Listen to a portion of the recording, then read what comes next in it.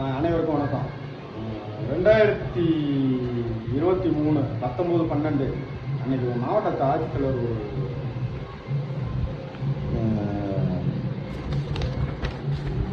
அறிக்கை ஒன்று வெளியிடுறாங்க. அந்த அறிக்கையை பார்த்துக்கோங்க. எப்படி இது என்னென்னா இதை நான் படித்து சொல்கிறேன் உங்களுக்கு. என்னென்னா சுப்பிரமணியன் பாலிடெக்னிக் சம்மந்தமாக ஒரு கருத்துரை சொல்கிறாங்க.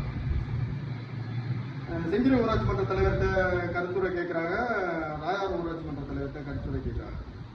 செஞ்சிரியில் நான் 83 ஆரம்பிக்கப்பட்டது காலேஜ்.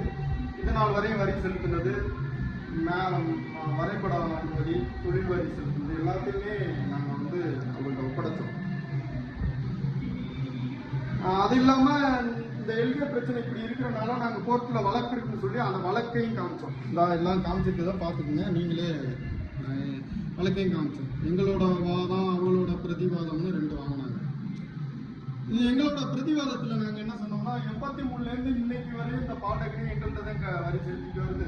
திடீர்னு ஒரு நோட்டிஃபிகேஷனில் நீங்கள் செய்த தவறுக்கு அதை மாற்றாதீங்கன்னு சொல்லி எங்களோட வாதத்தை வச்சோம்.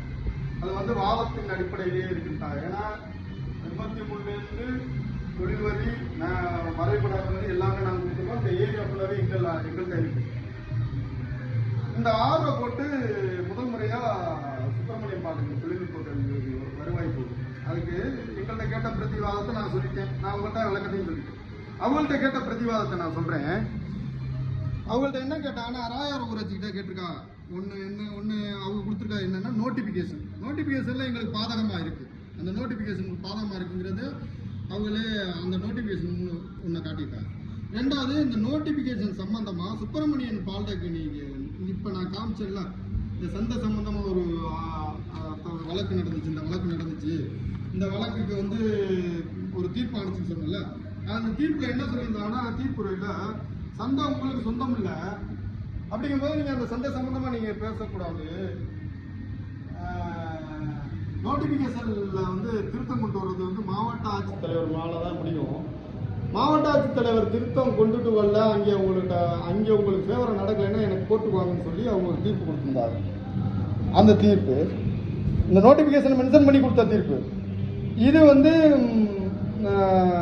நோட்டிஃபிகேஷன் படி எப்படி இருக்குன்னு கேட்டால் அவங்க சொல்லதான் செய்வாங்க. ராயார் ஊராட்சி என்பது ராயார் ரங்கநாதசமுத்திரம் ராயாரம்னு கொடுப்பாங்க. அந்த அது இது இந்த நோட்டிஃபிகேஷனை வச்சு வாங்கப்பட்ட ஆவணம். இது 4மே நாங்கள் என்ன சொல்கிறோன்னா, இந்த நோட்டிஃபிகேஷனில் தான் தவறு நடந்திருக்குன்னு தான் சொல்கிறோமே. நோட்டிஃபிகேஷனில் தவறு நடந்ததுன்னா எங்கள் கிராமம் சின்ன பின்னாம ஆகிருக்கு. நான் 3 மேப்பை வச்சு நான் அவங்கள்ட்ட பேசுகிறேன். 5 மேப் இருக்குது. அது இல்லாமல் ராயாரத்துக்கு தனியாக ஒரு மேப் இருக்குது. இதுக்கு கீழே ஆய்குடி வந்துடும். 5 மேப் வந்துடும். இந்த ஓரம் தான் ராயாரம், இந்த சைடு தான் ராயாரம். இந்த ஏரியாவில் எங்கள்கிட்ட இருக்கிற பகுதி அவங்க இந்த நோட்டிஃபிகேஷனை சொல்லிட்டு, ராயரகுநாத சமுத்திரம் வருவாய் கிராமம் முழுவதும் ராயாவரத்திற்கு சொந்தம் என்பதால் அதில் அடங்கும் இந்த சர்வே நம்பர், இந்த பார்த்துக்கங்க சர்வே நம்பர், அந்த சர்வே நம்பர் ஃபுல்லாக ராயாவரத்தில் இருக்கிறதுனால